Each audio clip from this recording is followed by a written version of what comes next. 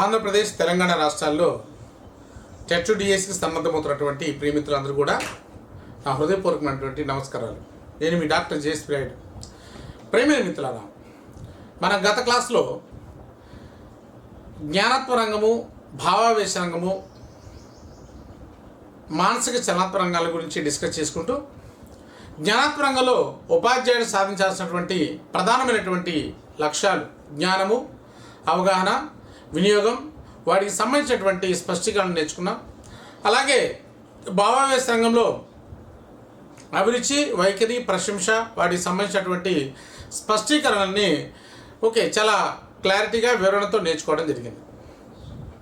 అయితే ఈ క్లాస్లో మనం నేర్చుకోబోయేటువంటి అత్యంత ప్రాధాన్యమైనటువంటి మరొక అంశము మానసిక చలనాత్మక రంగము. అందులో ఉన్నటువంటి ప్రధానమైనటువంటి అంశాలు, అలాగే మానసిక చలనాత్మక రంగంలో ఉన్నటువంటి నైపుణ్యాలు, వీటి గురించిన విషయాలు మనం డిస్కస్ చేద్దాం ఫ్రెండ్స్. రైట్ ఫ్రెండ్స్, క్లాస్లోకి వెళ్దాం. మానసిక చలనాత్మక రంగము.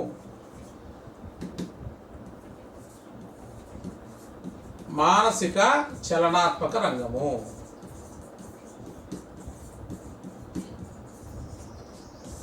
రైట్ ఫ్రెండ్స్, ఇది చాలా ఇంపార్టెంట్ అయినటువంటి అంశం.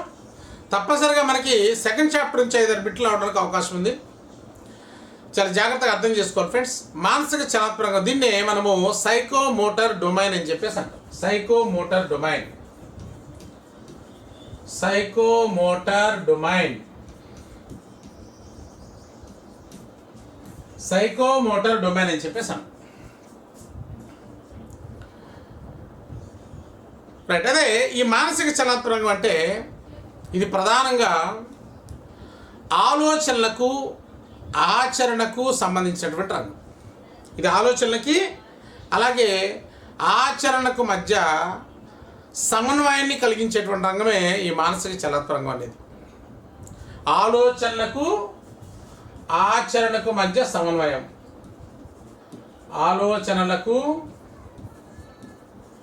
ఆచరణకు మధ్య సమన్వయం కలిగించే రంగం.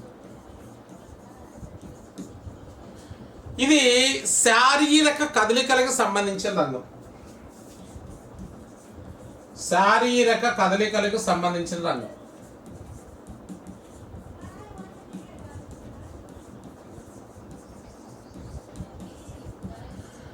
అలాగే ఇది కండరాల సమన్వయానికి సంబంధించిన రంగం.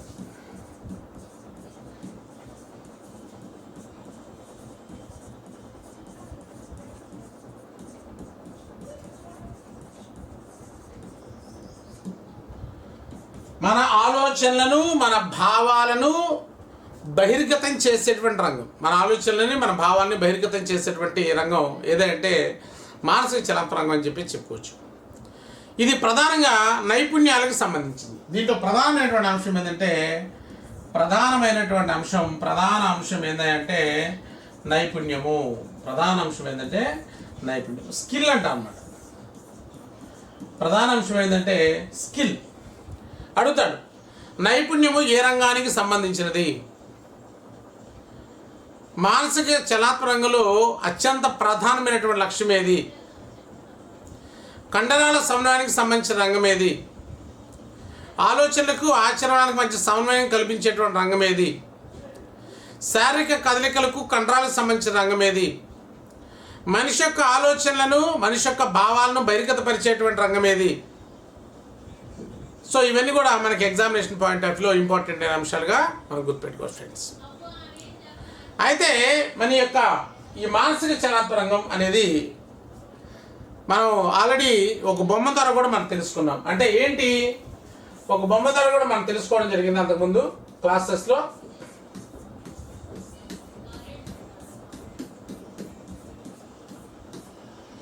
మనకి ప్రధానంగా తీసుకుంటే కాగ్నిటివ్ డొమైన్ అనేది ఒకటి ఉంటుంది, అలాగే ఎఫెక్టివ్ డొమైన్ అనేది ఒకటి ఉంటుంది, అలాగే సైకోమోటర్ డొమైన్ అనేది ఒకటి ఉంటుంది. 3 రకాల డొమైన్స్ అనేవి విద్యార్థులు ఉంటాయని చెప్పేసి మనం డిస్కస్ చేసుకోవడం జరిగింది. జ్ఞానాత్మక రంగం అనేది వ్యక్తి యొక్క జ్ఞానానికి సంబంధించింది, మెదడుకు సంబంధించి అని చెప్పేసి మనం చెప్పుకున్నాం. అలాగే భావవేశ రంగం అనేది వ్యక్తి యొక్క హృదయానికి సంబంధించిందని చెప్పుకున్నాం. అలాగే మానసిక చలన రంగం అనేది కర్మేంద్రియాలకు సంబంధించి అని చెప్పేసి మనం డిస్కస్ చేసుకోవడం జరిగింది. మరి జ్ఞానపరంగాన్ని ఏ విధంగా అభివృద్ధి చేయాలో బెంజమిన్ బ్లూమ్స్ అనేటువంటి ఆయన పరిశోధన చేశాడు. అలాగే డేవిడ్ ఆర్ కాథర్ అనేటువంటి ఆయన భావవ్యక్తంగాన్ని ఏ విధంగా అభివృద్ధి చేయాలో పరిశోధన చేసి దానికి సంబంధించినటువంటి అంశాలని మరి తెలియజేయడం జరిగింది. అలాగే మానసిక చలన రంగానికి సంబంధించి ఎలిజబెత్ సింప్సన్, అంటే ఈ రంగంలో పరిశోధన చేసింది ఎవరంటే ఎలిజబెత్ సింప్సన్, ఆర్హెచ్ దవే,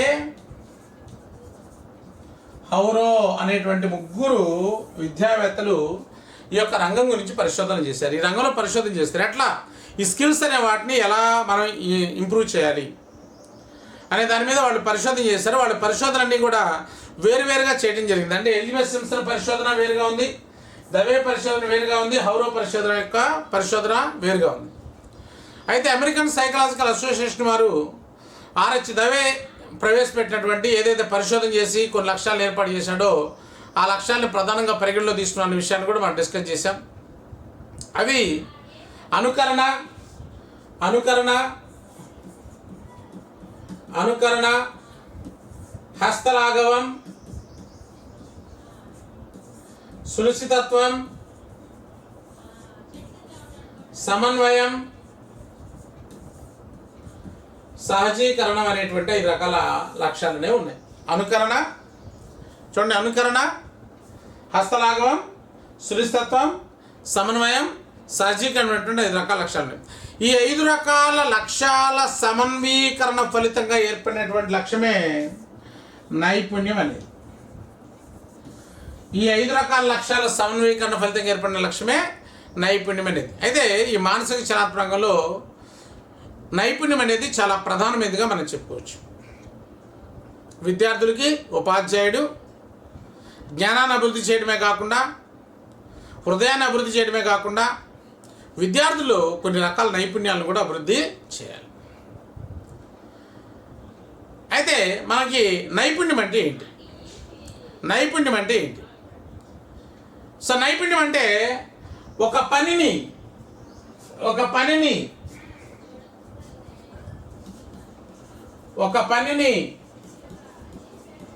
సమర్థవంతంగా నిర్వహించడాన్ని నైపుణ్యం అంటారు. ఒక పనిని సమర్థవంతంగా నిర్వహించడాన్ని నైపుణ్యం అంటారు. ఒక పనిని సమర్థవంతంగా నిర్వహించడాన్ని నైపుణ్యం అంటారు. మరి ఆ పని మనం చేసేటప్పుడు ఆ పనిలో మనకి ఎప్పుడైతే సమన్వయం పెరుగుతుందో, సమన్వయం పెరిగే కొలది చర్యా వేగం కూడా పెరుగుతుంది.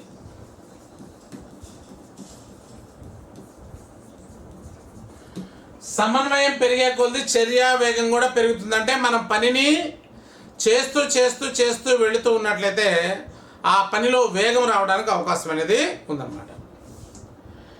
మరి ఈ యొక్క నైపుణ్యం అంటే ఒక పనిని ఖచ్చితంగా, వేగంగా, సకాలంలో, అందంగా, శుభ్రంగా చేస్తే దాన్ని నైపుణ్యం అంటారు.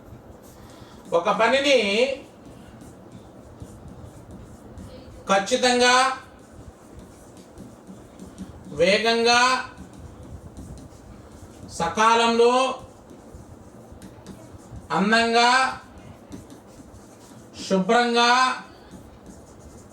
చేస్తే దానిని నైపుణ్యం అంటారు. ఒక పనిని అందంగా, ఒక పనిని ఖచ్చితంగా, వేగంగా, సకాలంలో, అందంగా, శుభ్రంగా చేస్తే దాన్ని నైపుణ్యం అని చెప్పేసి అంటారు. మనం ఒక పని మొదటిసారి చేసిన దానికంటే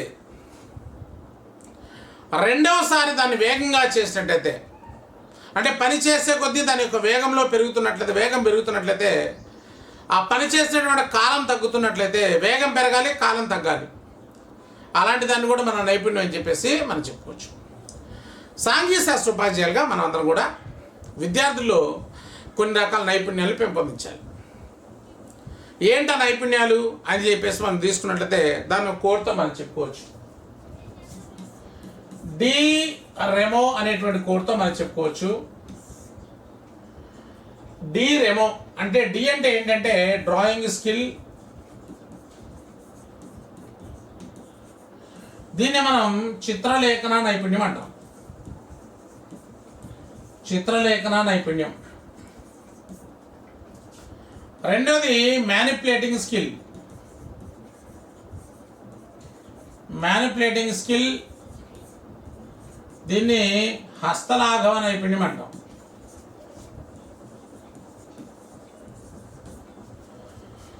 మూడోది అబ్జర్వేషన్ స్కిల్.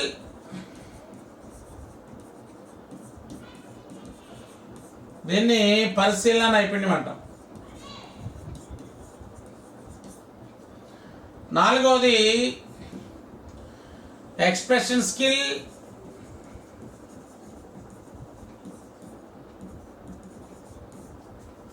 దీన్ని అభివ్యంజన నైపుణ్యం అంటాం.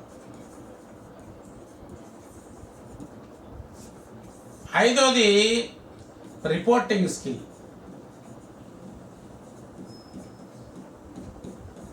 దీన్ని నివేదన నైపుణ్యం అంటాం. రైట్. స్కిల్స్ అనేవి సాంఘిక శాస్త్ర ఉపాధ్యాయులుగా మనం విద్యార్థుల్లో కొన్ని రకాల నైపుణ్యాలను పెంపొందించాలి.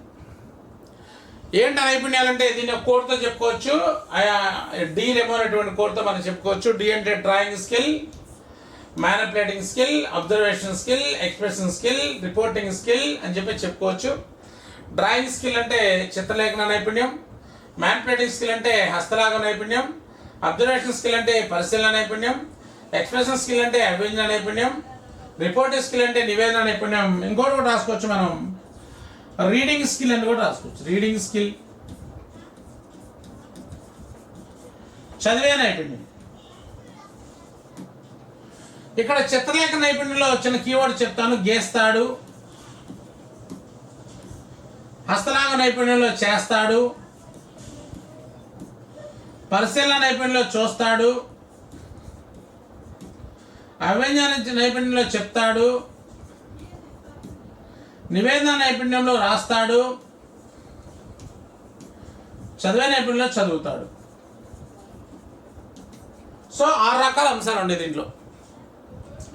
గీస్తాడు, చేస్తాడు, చూస్తాడు, చెప్తాడు, వ్రాస్తాడు, చదువుతాడు. గీస్తే అది డ్రాయింగ్ స్కిల్ అవుతుంది. అలాగే చేస్తే అది మ్యానిపులేటింగ్ స్కిల్ అవుతుంది. చూస్తే అది అబ్జర్వేషన్ స్కిల్ అవుతుంది. అలాగే చెప్తే అది ఎక్స్ప్రెషన్ స్కిల్ అవుతుంది. అలాగే రాస్తే అది రిపోర్టింగ్ స్కిల్ అవుతుంది. అలాగే చదివితే అది రీడింగ్ స్కిల్ అవుతుంది అన్నమాట.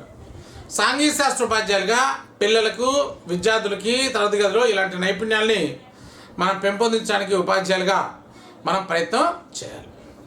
అయితే మనకి ఎగ్జామినేషన్లో ఏం చేస్తామంటే, ఎగ్జామినేషన్ పాయింట్ ఆఫ్ వ్యూలో మనం ఎలా నేర్చుకోవాలి ఈ యొక్క టాపిక్ అంటే గత ముందు ప్రీవియస్ పేపర్స్ బిట్స్ ఒకసారి మనం తీసుకున్నా, మన భవిష్యత్తులో వచ్చేటువంటి ఎక్స్పెక్టెడ్ బిట్స్ మనం ఒకసారి పరిశీలన చేసుకున్నా కూడా బిట్స్ అనేవి ఎలా అడుగుతా అంటే, మానసిక చలనాత్మక రంగంలో పరిశోధన చేసిన వారు ఎవరు అనేటువంటి బిట్ మొన్న టెట్లో, ఏపీ టెట్లో కూడా రావడం జరిగింది. కండరాలకు కండరాల సమన్వయానికి సంబంధించిన రంగం ఏది, శారీరక కథలకు సంబంధించిన రంగం ఏది, ఆలోచనలకు అలాగే క్రియలకు మధ్య సమన్వయాన్ని కలిగించేటువంటి రంగం ఏది, నైపుణ్యాలకు సంబంధించిన రంగం ఏది, మానసిక చలనాత్మక రంగంలో అత్యంత ప్రాధాన్యమైనటువంటి రంగం ఏది, ప్రాధాన్యమైనటువంటి లక్ష్యం ఏది, ఏదైనా ఒక పని సమర్థవంతంగా నిర్వహిస్తే దాన్ని ఏమంటారు, ఒక పని ఖచ్చితంగా అందంగా శుభ్రంగా మనం సకాలంలో చేస్తే దాన్ని ఏమంటారు. ఓకే, ఇవన్నీ కూడా మనం ఎగ్జామినేషన్ మ్యాటర్ బిట్స్గా మనం చెప్పుకోవచ్చు. ఇంకా ఎగ్జామినేషన్లు ఏమడుగుతాయంటే, విద్యార్థి తెలంగాణ రాష్ట్ర పటాన్ని గీసి మహబూబ్నగర్ జిల్లాను గుర్తించాడు. అయితే తద్వారా విద్యార్థిలో సాధించబడిన నైపుణ్యం ఏంటి? విద్యార్థి తనకి లభించేటువంటి కొన్ని రకాల వస్తువులతోటి గ్లోబ్ నమూనా తయారు చేశాడు. దీనిలో దాగి ఉన్న నైపుణ్యం ఏంటి? విద్యార్థి పటాన్ని పరిశీలించి అందులో ఉన్నటువంటి ప్రదేశాల సరైన స్థానాన్ని సూచించాడు. తద్వారా దాగిన నైపుణ్యం ఏంటి? విద్యార్థి ఖచ్చితమైన సమాచారం సేకరించి ఒక నివేదిక తయారు చేస్తే మరి తద్వారా సాధించబడిన నైపుణ్యం ఏంటి? విద్యార్థి భారతదేశ పటాన్ని పరిశీలించి రైలు మార్గాలు లేనటువంటి రాష్ట్రాలు ఏదో గుర్తించాడు, తద్వారా సాధించబడిన నైపుణ్యం ఏంటి? ఇలాగా మనకి ఎగ్జామినేషన్ పాయింట్ ఆఫ్ వ్యూలో ఈ ఏరియాలో ఆడడానికి అవకాశం అనేది ఉందన్నమాట. కాబట్టి ఈ యొక్క ఒక్కొక్క నైపుణ్యం గురించినటువంటి విషయాలు, డ్రాయింగ్ స్కిల్ అంటే ఏంటి, మ్యానిపులేటింగ్ స్కిల్ అంటే ఏంటి, అబ్జర్వేషన్ స్కిల్ అంటే ఏంటి, ఎక్స్ప్రెషన్ స్కిల్ అంటే ఏంటి, రిపోర్టింగ్ స్కిల్ అంటే ఏంటి, మ్యాప్ రీడింగ్ స్కిల్ అంటే ఏంటి, ఇలాంటి వాటి గురించినటువంటి విషయాల్ని మనం 1 by 1 ఖచ్చితంగా నేర్చుకోవాలి. తప్పనిసరిగా ఇది చాలా ఇంపార్టెంట్ ఏరియా. ఈ మానసిక చలనాత్మక రంగంలో ఏదైతే మనం చెప్పుకుంటామో నైపుణ్యాలు, ఇప్పుడు మనం దీన్ని విద్యా ప్రమాణాలు మనం తీసుకున్నట్టయితే పఠన నైపుణ్యాల కిందకి ఇస్తున్నాం అనమాట. ఏం చేస్తాడు విద్యా ప్రమాణాల్లో? ఇప్పుడు మనకు 5వ విద్యా ప్రమాణం ఉంది, పఠన నైపుణ్యాలు. 5వ విద్యా ప్రమాణం ఏంటి? పఠన నైపుణ్యాలు. పఠన నైపుణ్యాల్లో మనకి ప్రధానంగా ఏమున్నాయి? ప్రధానంగా 3 రకాల అంశాలు ఉంటాయి. ఓకే, పటం గీయడం, పటంలో ప్రదేశాలు గుర్తించడం,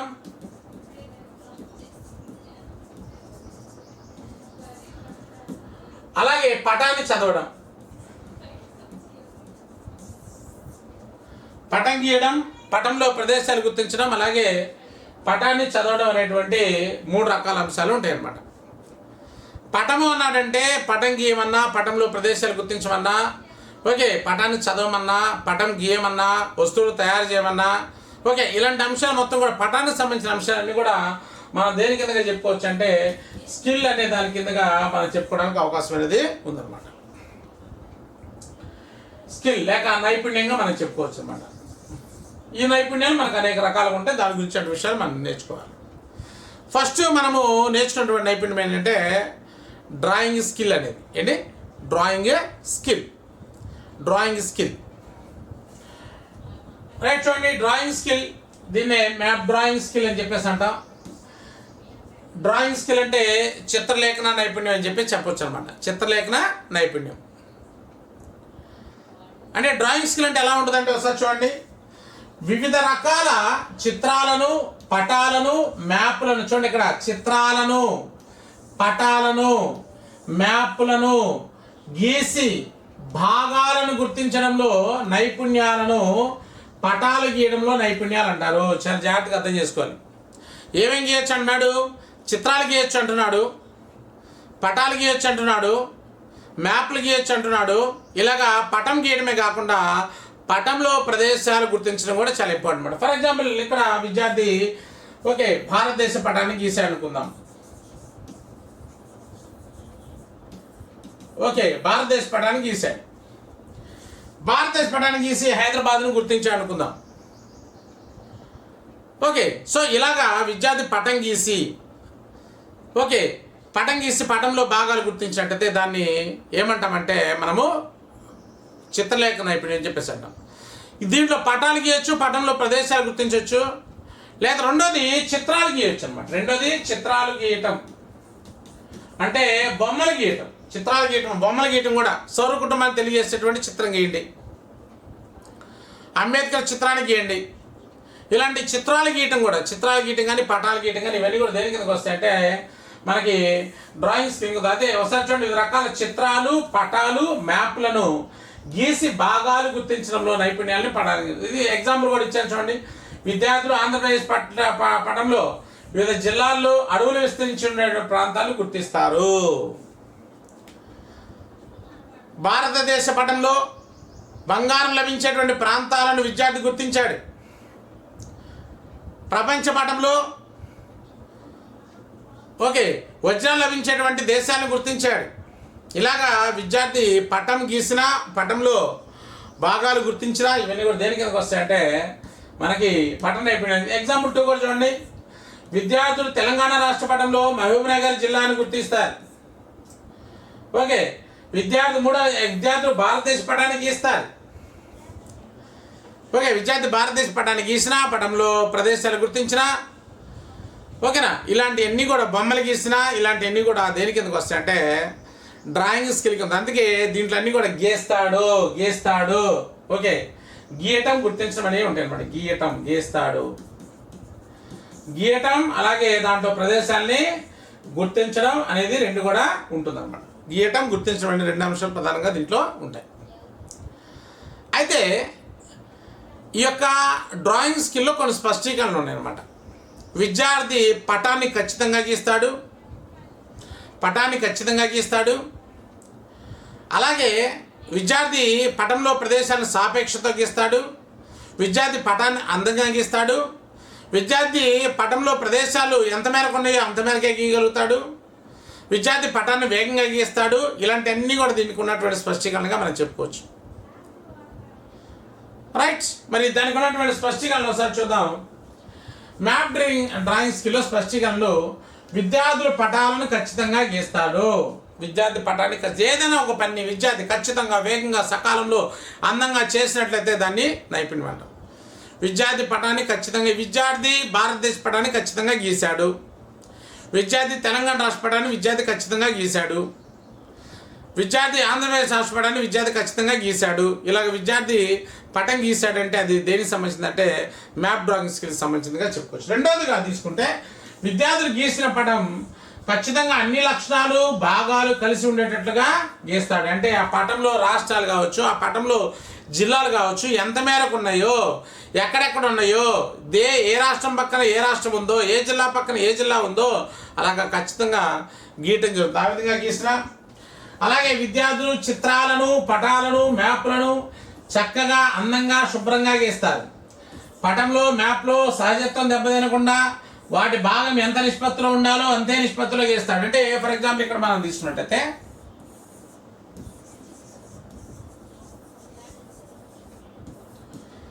భారతదేశ పటాన్ని మనం తీసుకుంటే ఈ భారతదేశ పటంలో ఫర్ ఎగ్జాంపుల్ ఇక్కడ గోవా అనేది చిన్న స్పేస్ ఉంది అనుకోండి. గోవా అనేది ఎంత ఇచ్చాం మనం.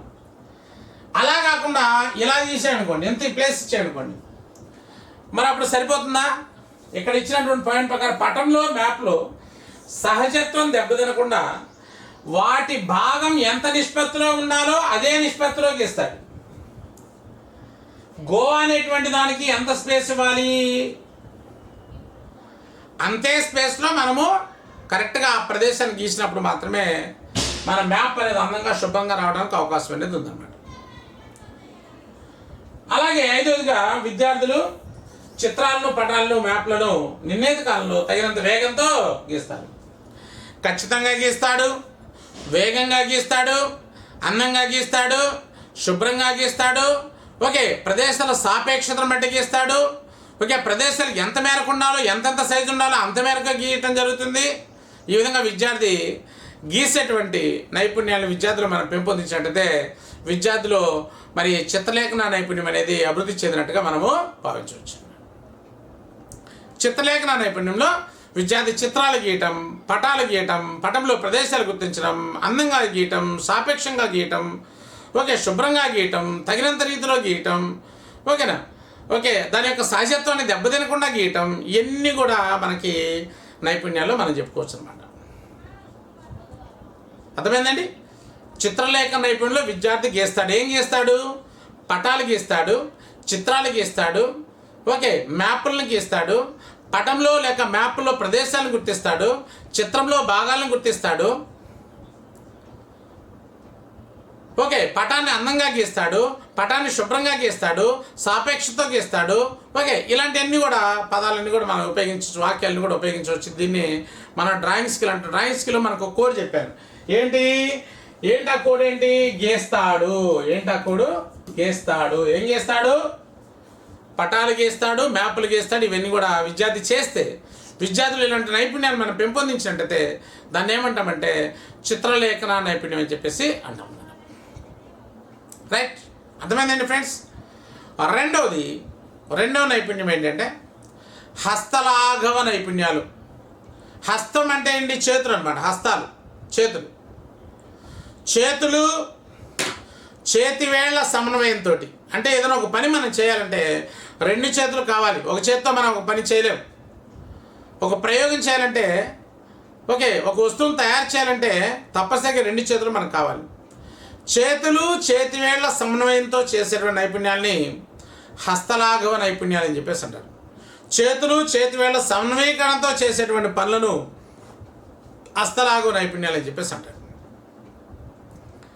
ఈ హస్తలాఘవ నైపుణ్యాల్లో విద్యార్థి ప్రధానంగా వివిధ రకాల వస్తువులను తయారు చేయడం, వివిధ రకాల పరికరాలను తయారు చేయడం, ఆ పరికరాలను ఉపయోగించి కొన్ని ప్రయోగాలు చేయడం, ఆ పరికరాలను వరుస క్రమంలో ఉపయోగించడం, ఆ పరికరాలని జాగ్రత్తగా ఉపయోగించి జాగ్రత్తగా ఒక ప్రదేశంలో భద్రంగా భద్రపరచడం, ఇలాంటివన్నీ కూడా పరికరాలను చేతితో ఖచ్చితంగా పట్టుకోవడం, ఇలాంటివన్నీ కూడా పరికరము అంటారంటే పరికరము లేక వస్తువు తయారు చేసే కొండ గుర్తు అనమాట. ఇక్కడ పటం గీసే అంటేమో పట నైపుణ్యాలు, డ్రాయింగ్ స్కిల్.